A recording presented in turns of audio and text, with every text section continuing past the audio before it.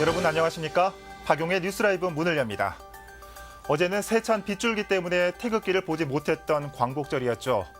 내일까지는 가끔씩 비가 이어질 전망이라 우산 한 개씩은 챙기셔야겠습니다. 뉴스라이브 오늘은 침체의 늪을 벗어나지 못하고 있는 포천 가구 거리와 함께 외제차 전시장에서 왜 차량 정비도 하냐며 반대 목소리를 내고 있는 송파구 장지동을 라이브로 연결해봅니다. 8월 16일 박용의 뉴스라이브 지금부터 시작합니다. 오늘의 헤드라인입니다. 포천시의 대표 상권인 패션 가구거리가 온라인 시장과 대형 유통업체에 밀려 침체를 겪고 있습니다. 주택가에 들어선 외제차 전시장 겸 정비소에 대해 인근 주민들이 유해물질이 우려된다며 반대하고 있습니다. 경기도 양평의 한 도로에서 차량 추돌 사고가 발생해 60대 여성 1명이 숨지고 2명이 다쳤습니다. 도로 맞은편으로 가기 위해 3번의 횡단보도를 건너야 하는 곳이 있습니다. 보행자들이 불편을 호소하고 있습니다.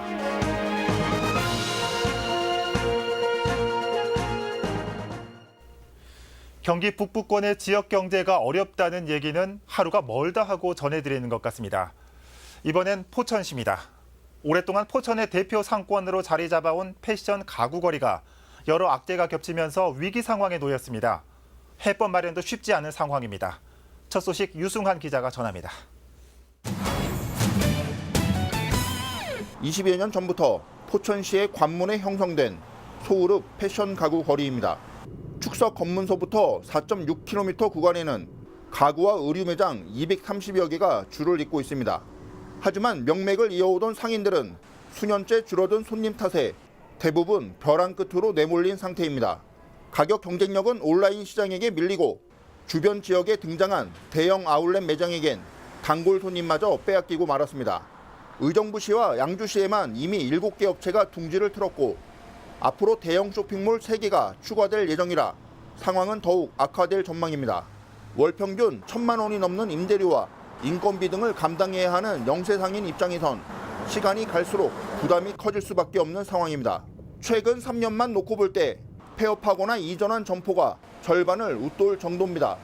여기 10군데를 만약에 가구점이 있다 그러면은 8군데는 그냥 휘청휘청 하는 거죠. 뭐 툭 치면 그냥 쓰러져 버릴 정도로 그 정도로 지금 위기에 있습니다. 43번 국도의 만성 정체 특수를 누려오던 것도 구리 포천 고속도로가 개통되자 교통량이 줄어들면서 사라졌습니다. 포천시 전체로 봤을 땐 도움이 될 수 있지만 패션 가구거리 상인들 입장에선 악재로 작용한 겁니다. 고속도로가 뚫리면서 교통량이 많이 줄은 건 사실입니다. 줄은 건 사실이고 또 경기 자체도 지금 또 안 좋은 상황이기 때문에 매출이 사실은 상당히 많이 급감들을 했어요. 해당 지자체에선 상권 붕괴를 막기 위해 행정력을 동원할 계획이지만 효과가 있을지는 미지수입니다. 화장실이라든지 어떤 기반 시설에 대한 부족 문제, 그래서 우리가 자부담 일부 포함해서 도비도 지원을 받고 시비도 많이 투자를 해서 화장실에 대한 개선 문제라든지 주차장 문제라든지 간판 정비 사업을 대대적으로 추진할 계획이 있습니다. 한때는 이름난 명물거리로 주목받으며 호황기를 누리던 포천시 패션 가구거리. 시장 환경 변화에 따른 중장기 생존 전략이 시급해 보입니다. 딜라이브 서울 경기 케이블 TV 유승환입니다.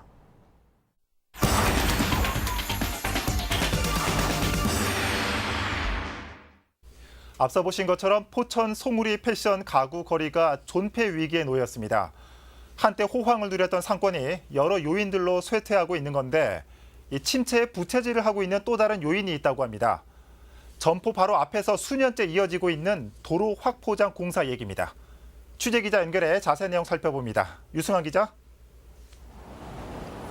네, 저는 지금 포천시 송우리에 형성된 패션 가구거리에 나와 있습니다. 네. 앞서서 상권 침체의 여러 원인들을 살펴봤는데 이 도로 공사도 한 몫을 하고 있다고요? 네, 그렇습니다. 현재 패션 가구거리 일대에서는 43번 국도 확포장 공사가 진행 중에 있습니다. 예. 제 왼쪽에 있는 도로인데요. 공사가 끝나면 기존 2차선에서 3차선으로 교통 여건이 개선됩니다. 문제는 공사가 7년째 계속되고 있다는 겁니다. 예. 제가 약 5년 동안 거의 매일 이 길을 취재 때문에 오갔는데요. 예. 공사로 인한 비산먼지 때문에 숨조차 쉬기 어려울 때가 많았습니다. 예. 당연히 손님 입장에서는 불편했을 거고 매출 감소로 이어졌다는 게 상인들 주장입니다. 예. 이 도로 확보장 공사를 하는데 7년이나 걸렸다는 게 좀 이해가 안 되는데 이 도로 공사는 언제쯤 끝날 예정입니까? 네, 전체 길이가 8km 정도 되고 1,000억 원이 넘는 국배를 투입해 서부지방국토관리청이 진행하는 공사인데요. 네. 앞으로도 3년 정도 더 걸린다고 합니다. 상인들 입장에서는 10년 넘게 영업에 지장을 받게 되는 겁니다. 당초 예정대로라면 지난해면 공사가 끝났어야 하지만 토지 보상 문제가 걸림돌로 작용해 왔습니다. 토지주들과 상인들이 반발했기 때문인데요. 공사로 인한 먼지 발생과 주차 공간 축소에 따른 영업 손실을 우려한 게 이유입니다. 예. 2차선일 때는 제가 서 있는 이곳에 주차를 해도 무방했지만 예. 앞으로는 여기가 차도가 됩니다. 이렇게 되면 차량들은 한 차선을 막고 쇼핑을 하러 갈 확률이 높은데요. 그러면 도로 확포장 공사를 한 게 무용지물이 되는 겁니다. 예. 자, 이 얘기를 들어보니까 이 상인들 입장에서는 주차 여건이 더욱 나빠지는 것에 대해서 이게 우려스러울 수밖에 없을 것 같습니다. 이 상인들의 요구 사항은 없습니까? 네, 상인들은 절충안으로 보행 경계석의 높이를 완만하게 낮춰줄 것을 요구하고 있습니다. 네. 가게 앞으로 차량 진입이 용이하도록 해달라는 건데요. 그렇게 되면 보행로로 차량이 침범할 수밖에 없습니다. 당연히 보행권에도 문제가 될 수 있는데요.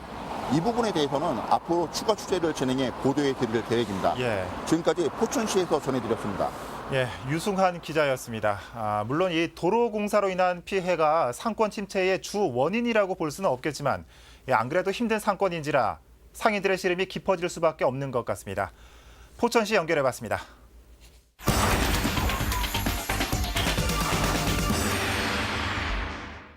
네, 이번엔 서울로 가보도록 하겠습니다.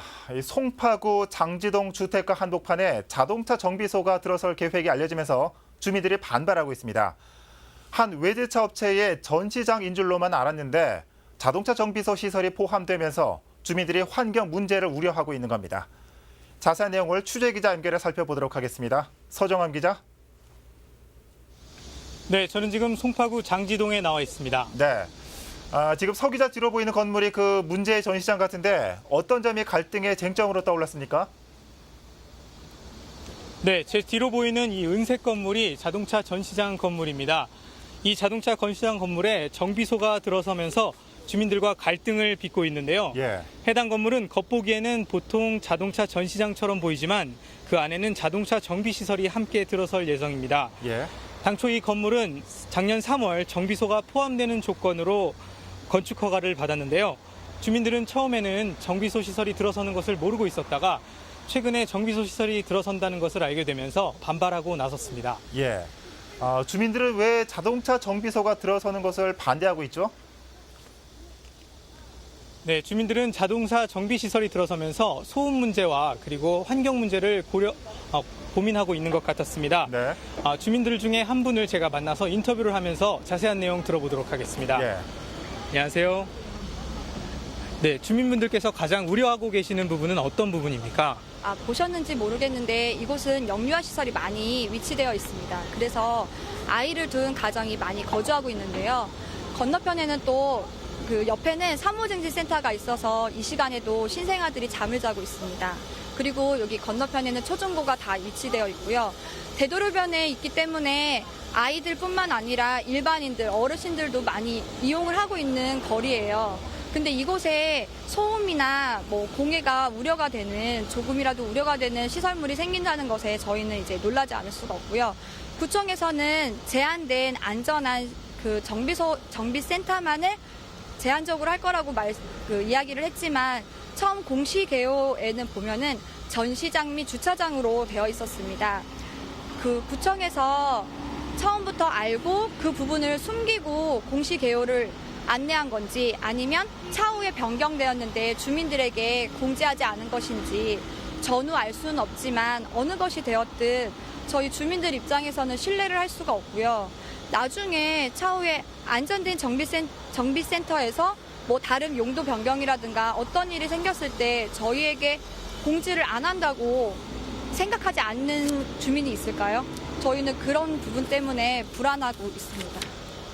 네, 그렇군요. 그러면 주민들께서 원하시는 방안은 어떤 방안입니까?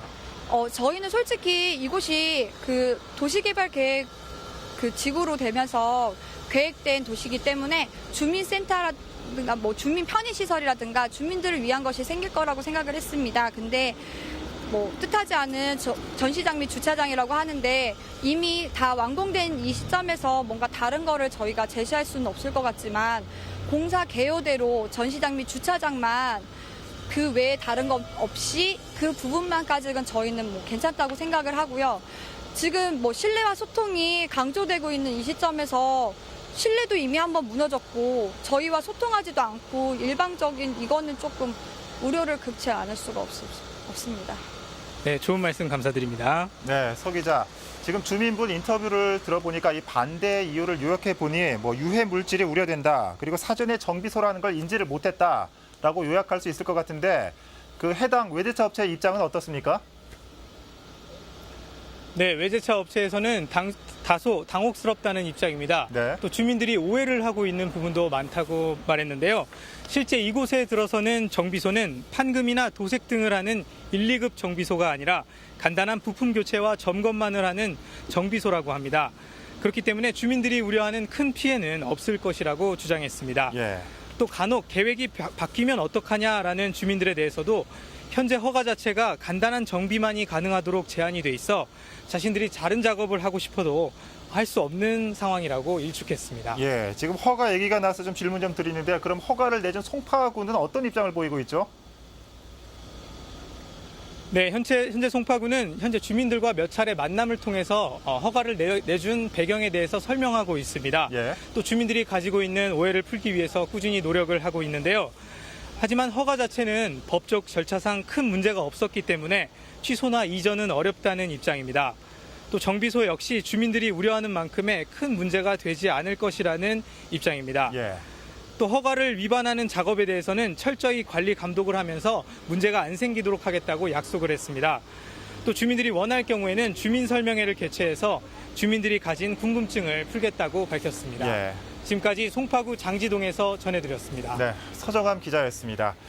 이 주민들이 제기하는 문제가 이 정비로 인한 유해 물질 배출이고 업체는 그런 정비는 없다는 입장이고 어떻게 보면 간극을 줄일 수 있는 문제 같은데 앞으로의 진행 상황을 예의주시해 봐야겠습니다. 송파구 연결해봤습니다.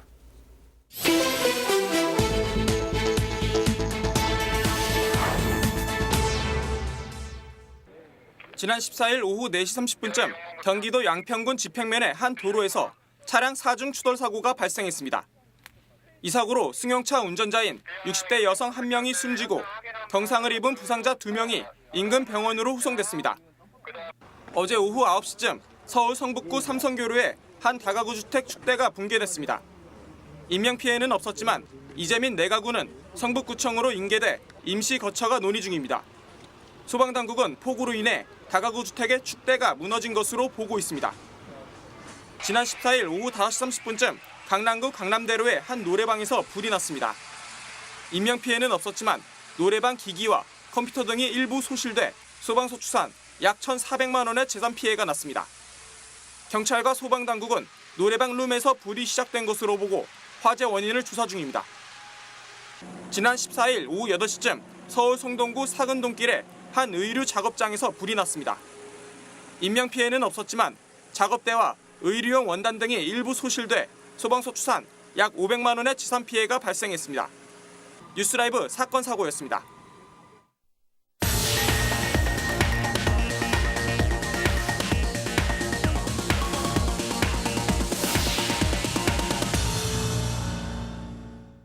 중랑구 망우로의 한 교차로에서는 한쪽으로 횡단보도가 없어서 보행자의 불편이 큰 상황이라고 합니다. 이 반대편으로 건너가기 위해서 3번의 신호를 거쳐야 하는 상황인데 어찌 된 일일까요?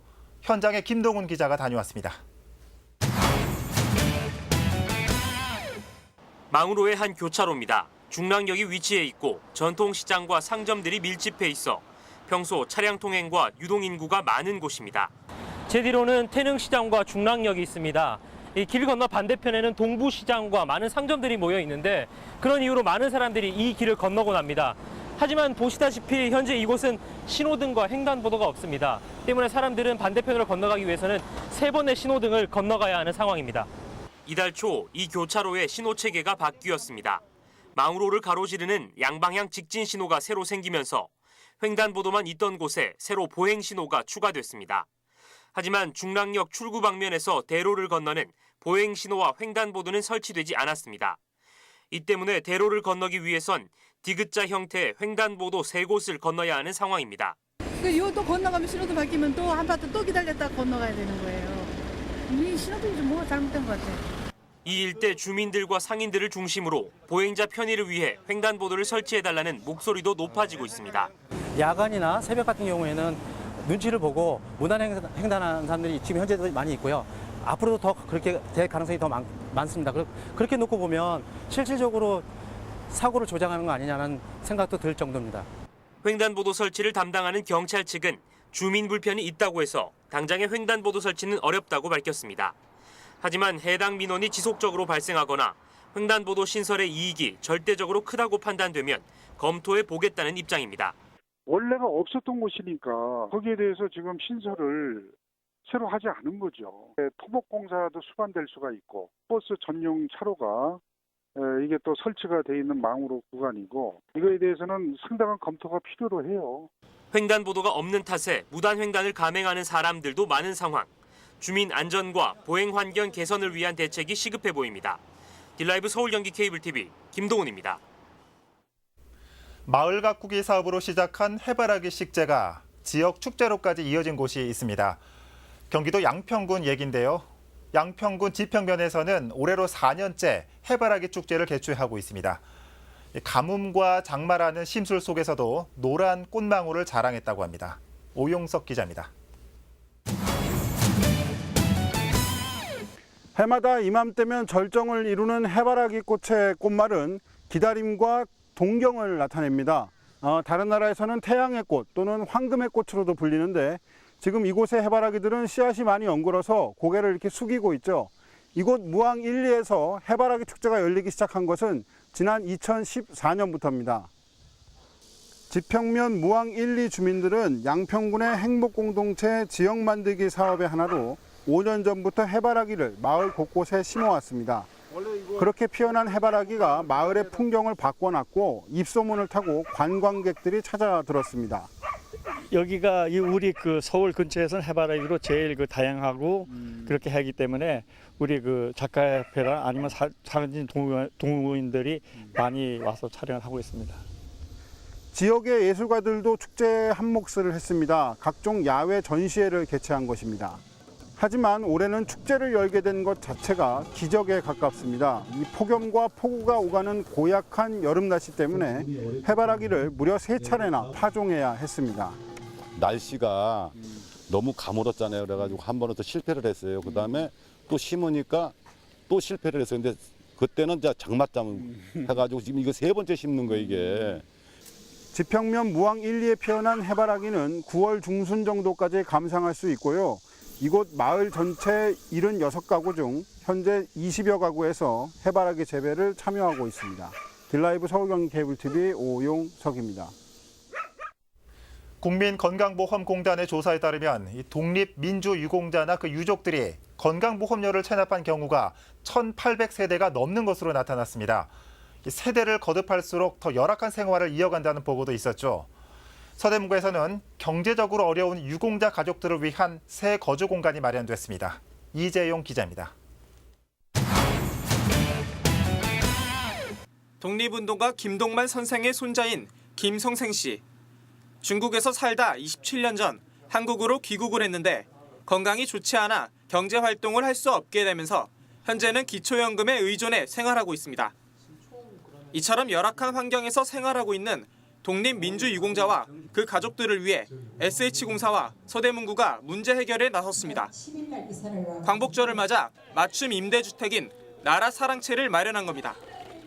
독립과 민주를 위해서 많은 희생을 하신 분들이 음지에서 이렇게 어렵게 사시는 분들이 있다는 그런 보도를 많이 접하고 안정적인 주거지를 제공하고자 저희가 추진을 하게 됐습니다. 나라 사랑채에는 독립유공자와 5.18 민주화 유공자 가족 총 14세대가 입주합니다.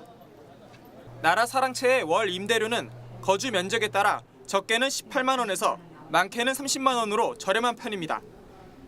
유공 자격 요건 등을 유지하면 최장 20년까지 거주할 수 있습니다. 내 집처럼 다리 뻗고 잠잘 수 있으면 좋겠다. 집 없고 소득이 없을 때 이분은 진짜 독립유공자 후손으로서 당첨이 된 거예요. 마루도 넓고 그래서 감사하고 또 감사하면서 좀 울먹거렸죠. 나라를 위해 헌신한 유공자와 그 가족들을 위해 마련된 나라 사랑채. 서대문구는 다음 달까지 입주를 마친 유공자 가족들에게 새 주거 환경에 적응을 돕는 문화교육을 진행할 계획입니다. 딜라이브 서울 경기 케이블 TV 이재용입니다. 뇌물수수 혐의로 기소된 이재홍 파주시장이 항소심에서도 실형을 선고받았습니다. 서울고등법원 형사 4부는 특정범죄 가중처벌법상 뇌물, 정치자금법 위반 및 범죄수익 은닉규제법 위반 혐의로 기소된 이 시장에게 1심과 같이 징역 3년에 벌금 5,800만 원을 선고했습니다. 이 시장은 운수업체 대표 김모 씨로부터 대기업 통근버스 감차 문제 등의 영향력을 행사하는 대가로 현금 등 4,500여만 원 상당의 금품을 받은 혐의를 받고 있습니다. 이대로 대법원에서 판결이 확정될 경우 이 시장은 시장직을 상실하게 됩니다.